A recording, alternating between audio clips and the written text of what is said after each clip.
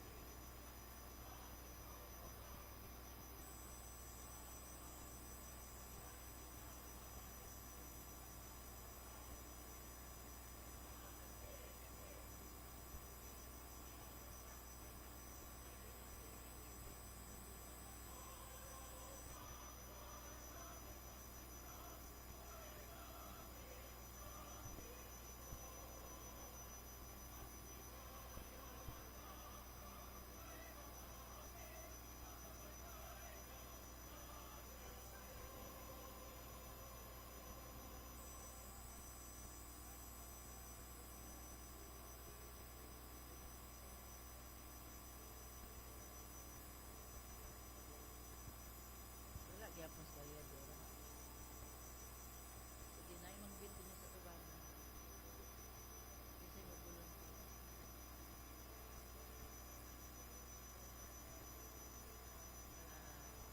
Councilor. Carla. Sige na, iya o. Diyan na sa'yo mo na yung microphone. Sige, 1, 2, apilo na to ang usap pa ka councilor. Isa man, volunteer. Ihay ramang binil ko na ha, tudlo ay. Councilor, please go okay. Wapo manggit kayo yung attire. Sige. Kaya ano? Ikaw. Cagayan de Oro na. Dili, sir. Ako train na. Ano, Cagayan de Oro? 1, 2, 3. Wala pa. Wala pa, kadyan na. Ha? Tagit siya. Wala yung microphone para kang Chris?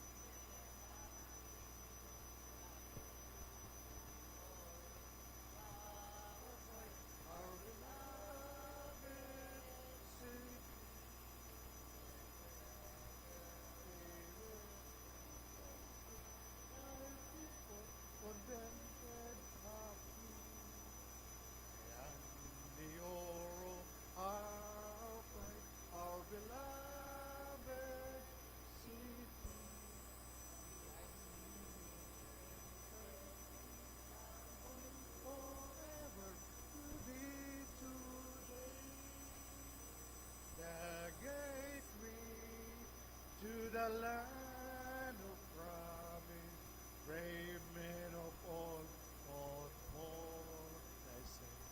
Inspiration, he have fought for us, to serve you forever.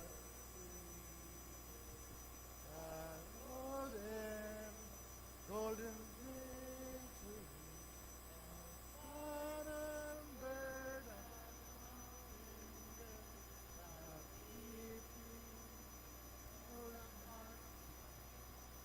heritage for you and mankind. How beautiful the place of God, our beloved city. I live in the heart to flatter. Beautiful the place of God, our beloved city. Is over and forever, for thy glory be. Thank you very much, Councilor Chris Goking. Appeal ko siya nagsayaw. Dapat nagsayaw po si Sing Daba. Anyway, please be seated.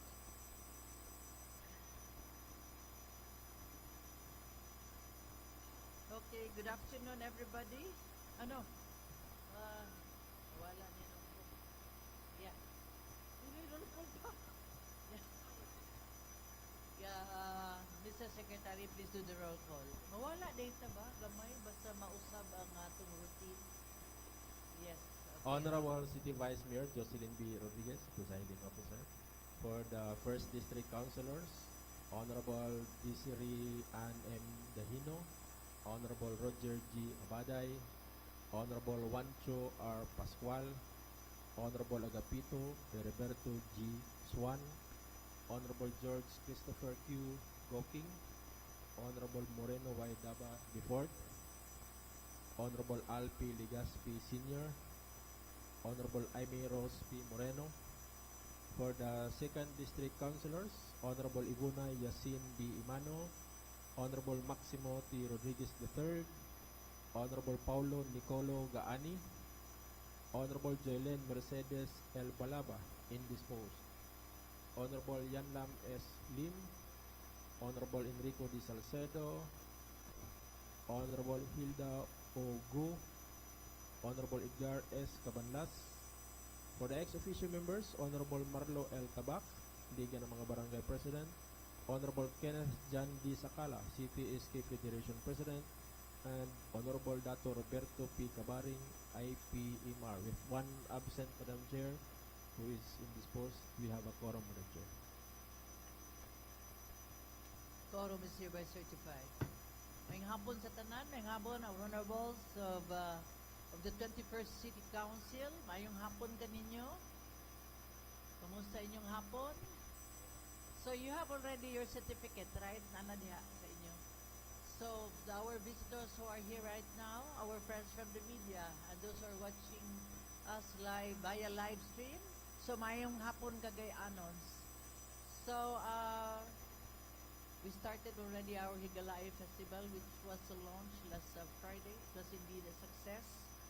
So may we have our ever hardworking Majority Floor Leader, Attorney Edgar Cabanlas.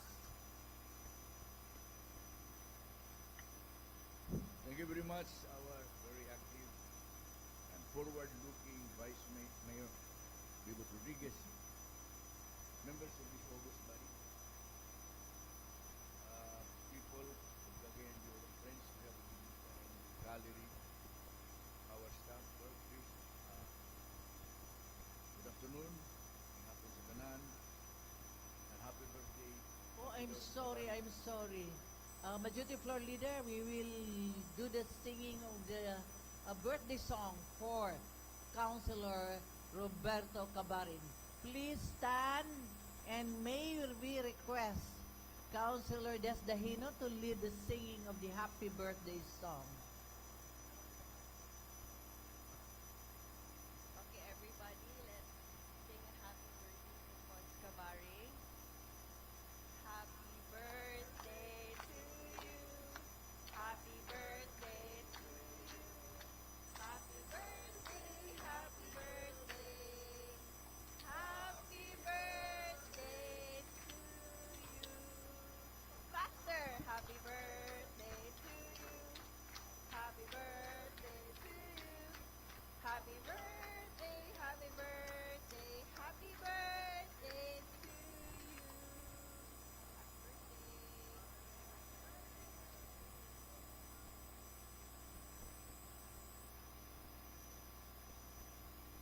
preparar si Councilor Tabaring sa kalasanon nga inasar.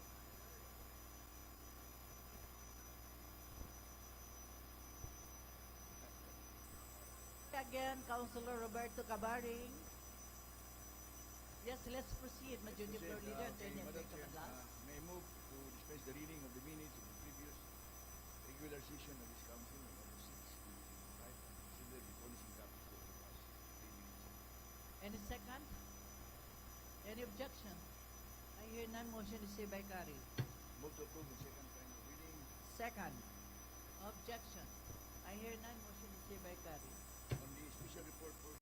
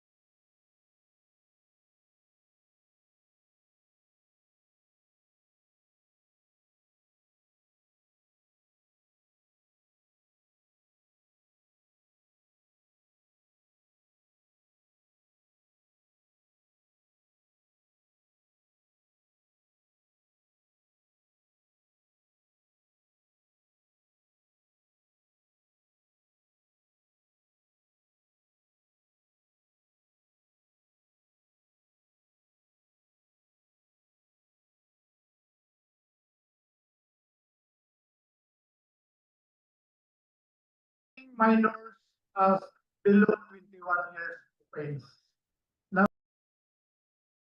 Now, this evolved into the 1994 City Ordinance, which have served as our primary legal basis, targeting individuals below 15 years of age. Now, enforcement of this ordinance has seen periods of strict implementation, often in response to specific untoward incidents and perceived rise in juvenile delinquency. For instance, in 2022, the city government modeled stricter curfew re-imposition following a series of crimes, even as a general decrease in overall crime rate was noted. Was noted. This highlight as a key driver addressing public anxiety and preventing minors from becoming both victims and perpetrators of crime. Our city also implemented a citywide curfew for all ages during the height of COVID-19 pandemic, and measures lifted in June 2022. More recently, in February 2023, Honorable City Mayor has issued an executive order, strict enforcement for minors across all 80 barangays was ordered, citing concerns all 80 barangays was ordered, citing concerns over teenage pregnancies. The undeniable necessity for a well-structured curfew for our minors stems from its vital role in crime prevention. The rationale is straightforward. Limiting young people's hours on the streets reduces their opportunities to be involved in or become victims of criminal activities. Proponents, including local officials and law enforcement, consistently link curfew implementation to a safer city. Studies in other parts of Philippines also offer support, with research in one municipality indicating that majority of residents, particularly older individuals, perceive the curfew as effective in improving community security and discipline. Our responsibility transcends administration. It is anchored in Parens Patri, the legal bedrock that obligates the state to act as the ultimate guardian for our vulnerable children, providing protection where needed. However, the implementation of our city's decade-old curfew ordinance has faced legal challenges. In 2016, it was pointed out that the 1994 ordinance needed revision to align with Republic Act number 9344 and Republic Act 10630, the Juvenile Justice and Welfare Act, or JJWA. These laws decriminalize status offenses like curfew violation for minors, legally defining minors as a child under 18 years old, subject to special protections and procedure. This has necessitated a critical shift toward rescuing rather than arresting minors, with a paramount emphasis of parental responsibility. Under these laws, a child below 15 years old at the time of the offense is exempt from criminal liability and is subject to an intervention program. If a child is 15 to 18 below years of age, they are also exempt from criminal liability unless they are bound to have acted with discernment, meaning the capacity to understand right from wrong and consequences. In which case, they are subject to a diversion program. Furthermore, the effectiveness of curfew enforcement can vary significantly between different barangays, with some local officials more proactive than others, and inconsistently that can dilute the overall impact of activity-wide policy. Therefore, I formally propose a transformative amendment to our existing curfew ordinance. Section 485 and 486 plus new section 486-A to 468-A within chapter 08 of the codified ordinance. This is an essential evolution designed to strengthen protective mechanisms, clarify enforcement for barangay officials, ensure full alignment with current laws like the JGWA, and empower our barangays with optimized frameworks for effective implementation. Adopting these vital amendments makes a definitive statement about our city's character. We affirm our relentless dedication to every young Cagayanon's safety, embedding their well-being in our strategic priorities and laying a stronger foundation for a more secure and nurturing Cagayan de Oro. Let us move forward, united to solidify this essential step.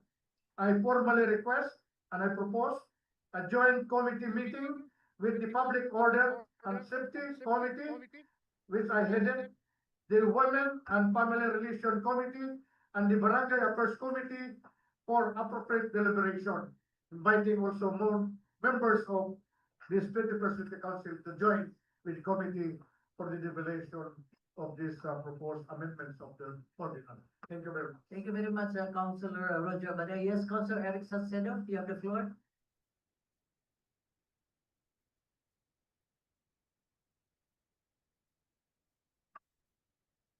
Maayan na adlaw, Madam Chair. Ganun.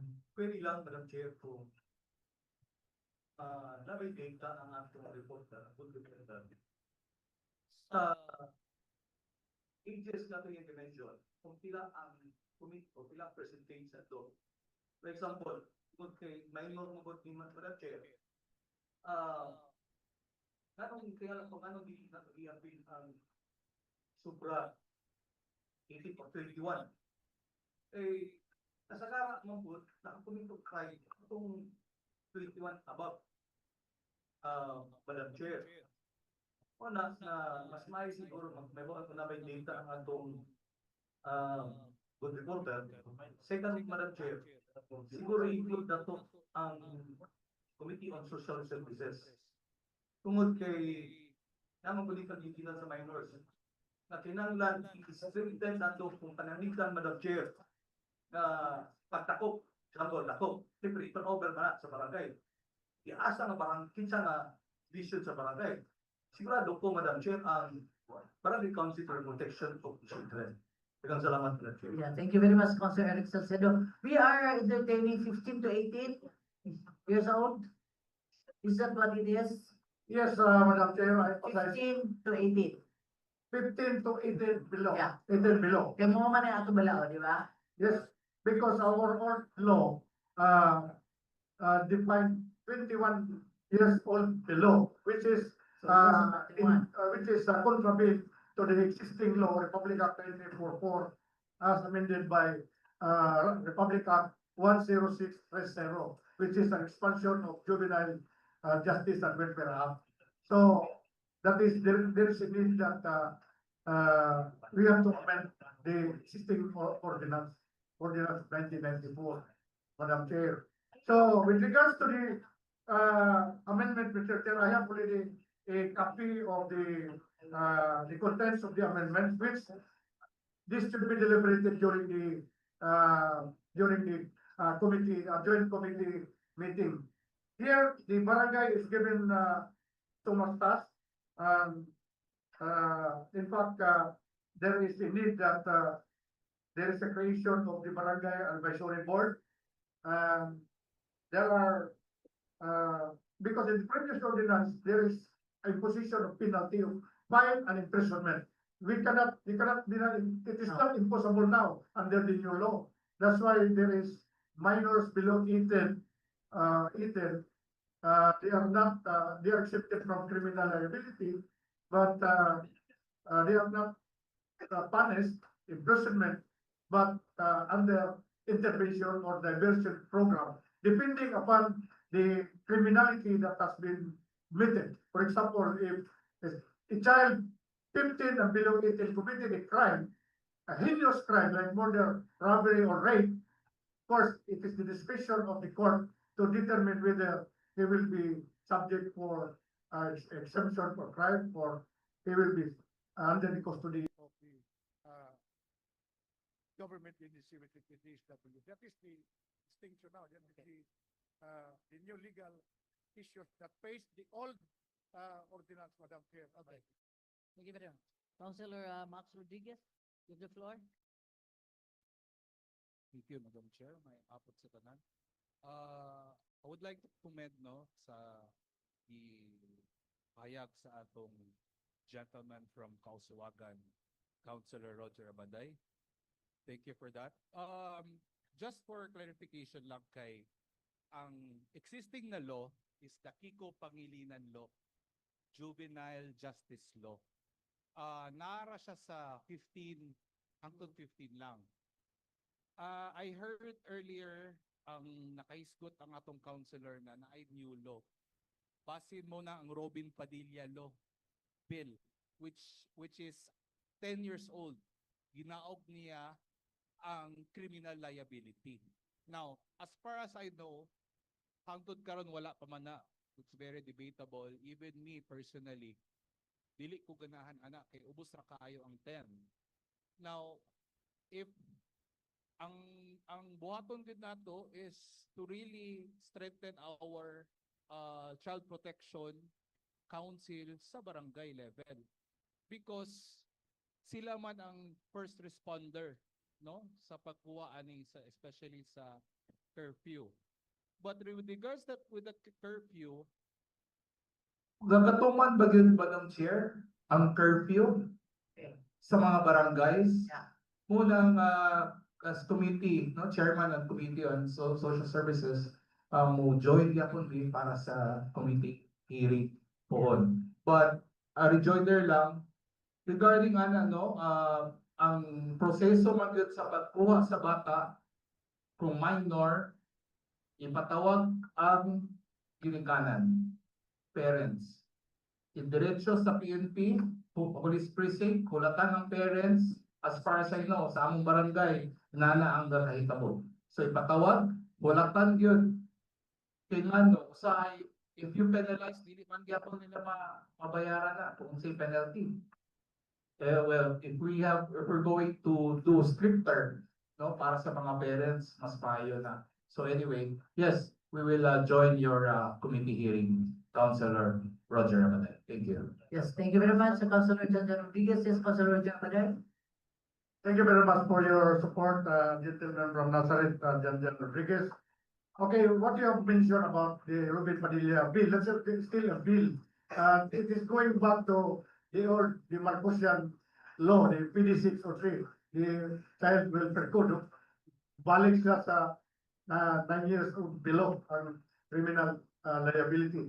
Now, in fact, in my proposal, the amendment, section 4, apprehension and custody, aside from the members of the Philippine National Police, the PNP, those authorized by law to effect and arrest the barangay chairperson, the kagawad sa duly appointed barangay tanod sa hereby authorized to apprehend the violators or ordinance, this ordinance, and to hold them for safekeeping at the barangay hall or designated holding center, if any or no, if no more than 3 hours lang. But under Republic Act 1944, the Child Welfare and Welfare Act, as amended, the Republic Act 10630, that is an amendment and expansion law of Republic Act 1944, which retained the age of 15 years old below 15 to 18, an amendment 15 to 18, with exemption from criminal liability, except if the child below 18 years old committed an offense with discernment, meaning he has a knowledge that what he has done is right or wrong or the consequence, he knows the consequence. That is an expansion.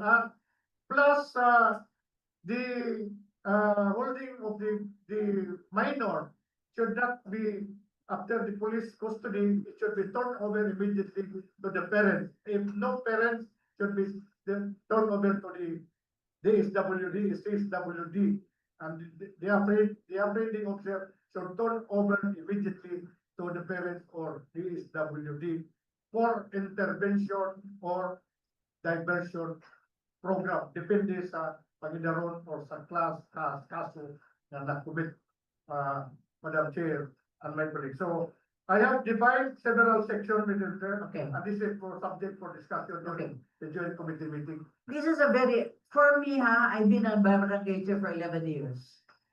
In my 11 years, I tell you this, sa akong barangay, 10 o'clock, wa na galakaw-lakaw. You know na, is a political will sa kadang barangay kapitan. With my tanods around, ang maglakaw-lakaw sa 10 o'clock, kuwaon ko na. Gayon, nahaman na ko lang. Library, pagtuon mo diya. Until morning, mga 5, tawagon na ang ginikanan. I do not bring them to the police station for what? Pagtuon mo diya sa, sige, library.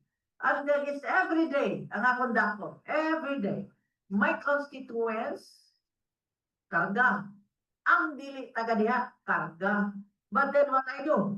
Butang sa library until morning. Then we call the parents, we talk to the parents, dayon kwaon nila ang anak. Kinsa ka may ganan maglaro-laroy ka sa barangay o pagdakop na ta sa alas 10. It's just a matter of political will to the barangay capitans. If you think nga daghan kay mga batanon magsigig lakaw, wa na. Butang na dito na sa library or office. I do not bring them to the police station for what? Ang ako dito, dayon buhatan na every night. Tanawon ta, wala gyud mong lakaw. Tinuod yun na because I have experienced that. Kaya nga naman, mismo ang taga-barangay na batanon di na gusto na dito po sila sa library na ibutang. Ang alabi na, ang ilang mga amigo coming from the different barangays, if they know that your barangay means business, if you have the political will, nakwaon yun sila, curfew hour, walay magsuroy-suroy, and you would know kinsa na magsuroy-suroy, kamigaw na gud ang paligid, yan na magsuroy-suroy, sayon kay pagkuha sa tanod. Butang sa library, butang sa office, diha sila. Until morning, tawagon ang ginikanan will be there. Do the counseling. Ipapirma nga, dili na sila muhimo pa pagbalik. Bring the child together with the parents. Do it every night. Tanaw na to, nababawi manuroy sa inyong barangay. Yes, let us empower the barangays nga kung ilan ning himuon, there will be lesser minors roaming around the barangay kung buhaton lang yun na sa kanan barangay. Kaya ako na yun nang namatikdan, ako na yun nang nahimo in 11 years na I've been a barangay chair. Yes, Councilor Marlon Tabak?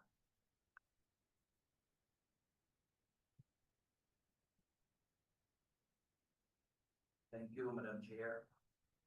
The Committee on Barangay Affairs will join the board of our chairman of the Committee on Public Safety, Honorable Councilor Roger Abanday, to have amendments of our curfew hour ordinance in the city.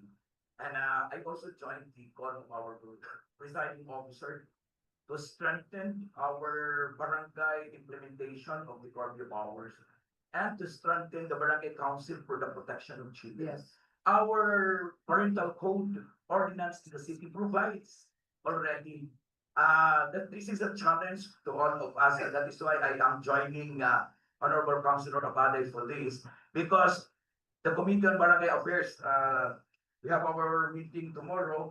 Some of the agenda of the committee hearings are the proposed curfew ordinance of our respective barangays. So tomorrow, it's a very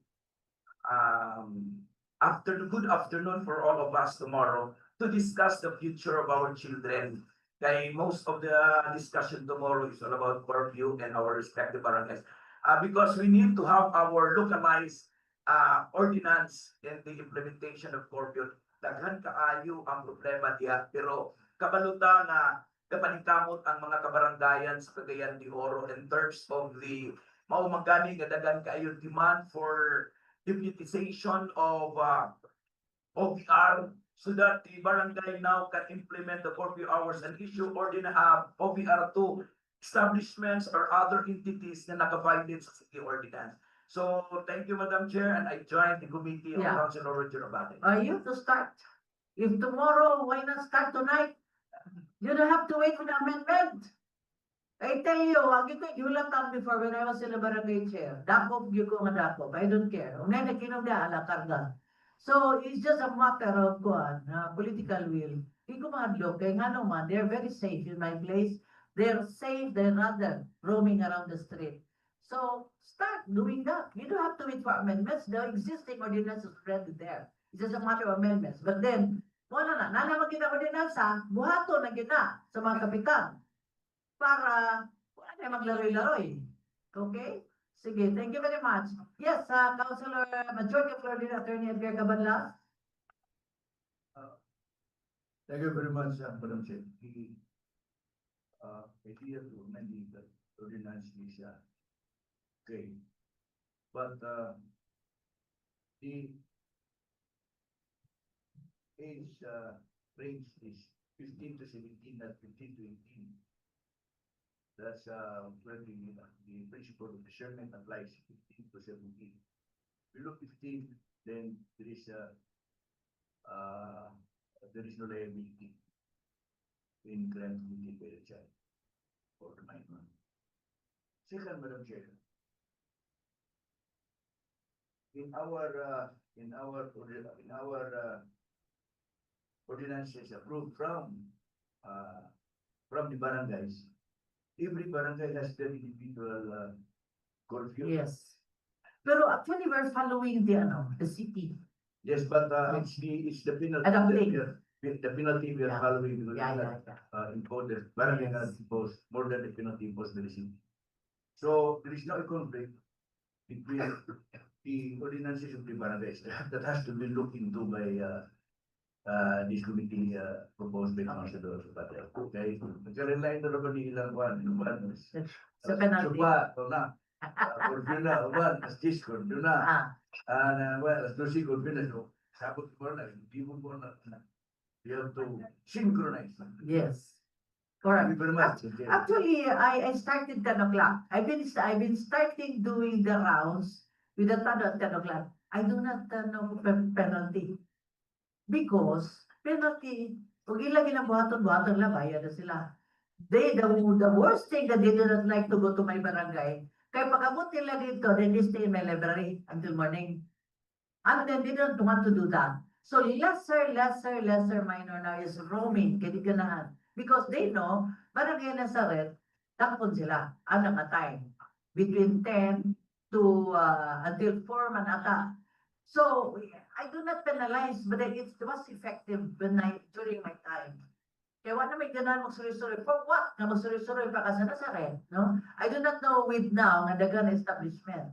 So like, anyway, somehow you can still very well implement sa atong ordinance, the old ordinance that we have, and then adopting this ordinance sa atong mga barangays. Anyway, thank you very much. So refer to the committee on Public safety. public safety, Social services. social services, Affairs. barangay affairs, and women, children. Four. Okay.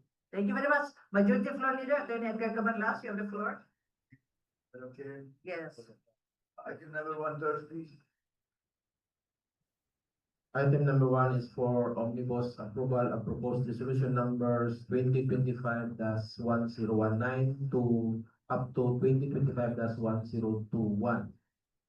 Declaring as operative in their entirety effective on the date fixed therein, the respective Sangguniang Kabataan resolutions covering the annual budget or supplemental budget for CY 2025 as the case may be of the herein mentioned Sangguniang Kabataan of the Barangays of Cagayan City, to wit: A. Resolution number 002, series of 2025 of the Sangguniang Kabataan of Barangay number 25, covering its annual budget for calendar year 2025 with an estimated income of 455,362 pesos. B. Resolution number 002, series of 2025 of the Sangguniang Kabataan of Barangay number 1, covering its annual budget for calendar year 2025 with an estimated income of 460,720 pesos. And C. Resolution number 005, series of 2025 of the SK of Barangay number 31, covering supplemental budget for calendar year 2025 with an estimated income of 189,674 pesos and 22 centavos. Madam Chair, may I request that Councilor Kim Jan Zagalapin go next? Councilor Kenneth, so you are recognized.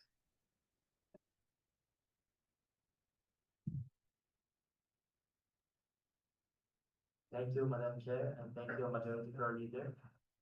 Move for the approval of proposed resolution numbers 2025-10192, 2025-1021. Thank you. And a second? Objection? I hear none, motion is hereby carried. Move to approve on second final reading. Second, objection. I hear none, motion is hereby carried. Item 2, proposed resolution or ordinance number 2025-32, appropriating the sum of 103,680 pesos and 55 centavos from the item none of this generous public services sector, special purpose fund, terminal limit, manipulation of the village earmarked for lease for TM Mabaw Administrative Officer 5 of the Office of City Agriculturist, the city, in the 2025 annual budget to be made available for the payment of the terminal leave pay of Engineer or Christian Tape. Former Engineer 1 of the Office of City Agriculturist, the city, to resign from public service effective September 19, 2024. May I request Councilor Yan Lim be recognized, Madam Chair. Councilor Yan Lim, you are recognized.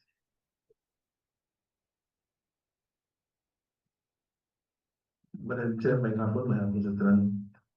Everything is in order. I move for the purpose ordinance to be approved for purpose ordinance number 2025-32.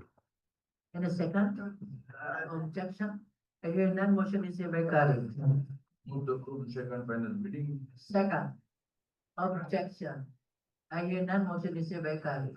Item 3, was ordinance number 2025-33, granting one salary grade increase from SJ 4/6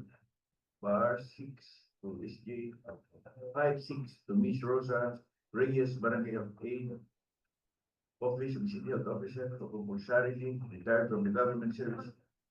Effective June 24, 2025, pursuant to Section 30, Republic Act 7305, Magna Carta for public health workers, and for this purpose, appropriating the sum of 4,416 pesos from the savings of the item personal services, salaries and wages, regular item number 74, -5 of the Office of City Health Officer, the city, for the period March 24, 2025 to June 23, 2025, in the 2025 annual budget to be made available for the payment of the 3-month salary differential. May I request Councilor Enrico Salcido be recognized? Councilor Eric Salcedo, you are recognized.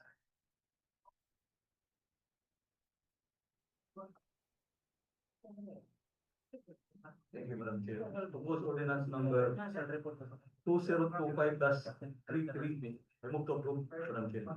And a second? Objection? I hear none, motion is hereby carried. Move to approve second final reading. Second?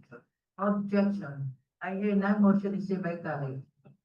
Item 4, proposed ordinance number 2025-34, appropriating the sum of 30,583 pesos and 65 centavos from the item non-office general public services special purpose fund terminal leave billing.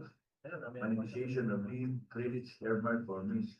Kelly Pacino, local legislative legislative staff officer 3 of the Office of the Secretary of Pag-Consort, Office of the City Secretary in the 2025 annual budget to be made available for the payment of the terminal leave pay of Mr. Rocky Gora, former administrative aide 1 casual of the Office of City Vice Mayor.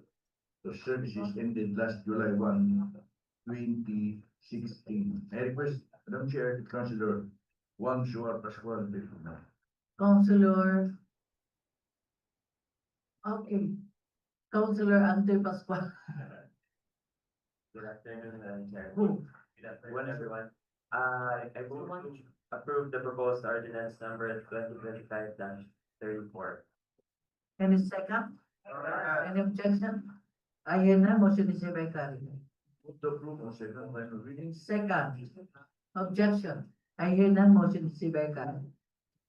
Number 5, proposed ordinance number 2025-35, authorizing the city accountant to charge a sum of 19,785 pesos and 44 centavos to the item maintenance and other operating expenses, traveling expenses in the 2025 annual budget of the Office of the Poro Youth Development Officer, the city, to cover payment of the reimbursement of traveling expenses incurred by Mr. Michael Abugar, Population Program Officer, Community Improvement Division, during his travel to Quezon City to attend the seminar on co-creating solutions to strengthen youth participation and engagement in immunization program held at Pukun Boutique Hotel on December 11 to 14, 2024. My request, Madam Chair, that Councilor Desiree and Dahino. Councilor Des Dahino, you're recognized. Good afternoon, Madam Chair and the rest of the City Council. I move to approve the proposed ordinance number 2025-35. Any second? Objection? I hear none, motion is hereby carried. Move to approve on second and final reading. Second. Objection, I hear none, motion is hereby carried. Item six, proposed ordinance number 25-36, authorizing the city accountant, basically the charge the sum of 3,365 to the IT maintenance and other operating expenses, other maintenance and operating expenses under the CDO historical commission in the 2025 annual budget of the city tourism and cultural affairs of the city to cover payment to the unpaid internet subscription with DCT Tech of the City Museum of Cagayan de Oro for the period November 21, 2024 to December 20, 2024. May I request Councilor George Christopher Cooking, please. Councilor Chris Goking, you recognize? I move for the approval of proposed ordinance number 2025-36. And a second. Objection, I hear none, motion is hereby carried. Move to approve the second final reading. Second. Objection, I hear none, motion is hereby carried. For inclusion, I move on the chair. For inclusion, any second? Item 7B, put it in our agenda now. Any second? Yes, Councilor Roger Abadel. I am proposing for inclusion and the resolution. And then this proper, requesting the POCPO, the city director, to provide 2 policemen as bailiff in our session hall. This is an option of the news that few days ago that the vice mayor was shot directly in the session hall by member of the Sangguniang. So I think Yeah. so you look after So I think it is now timely that we have this that 2 belief will be assigned every session during our regular session. Subject for styling, Madam Chair. Okay. Madam Chair, For inclusion? can I say something on that? Yes, please. The usual procedure is the vice mayor will request for notice. Ako. So, So meaning, just like us before, we. do I have to write them? Yeah, right. Write muna ako. Yeah, okay, sure. Para hindi kayo, Yeah. Okay, we will write. I will write. My office will write. Okay? Administrative. yeah lang, administrative na. Okay. Thank you very much. Nag-second na ba ta? Wala pa. Nag-second. Objection? I hear none. Motion is hereby carried. Item 7, proposed resolution number 2025-22, approving and or adopting the supplemental investment program 1. Site number 1, for fiscal year 2025 of the city government of Cagayan de Oro. May I move, Madam Chair, for the approval of this? And a second? Objection? I hear none. Motion is hereby carried. Move to approve second final reading. Second? Objection? I hear none. Motion is hereby carried. There are no other matters to tackle, Madam Chair. Wala pang game mo. Okay, and a second? Objection? Oh?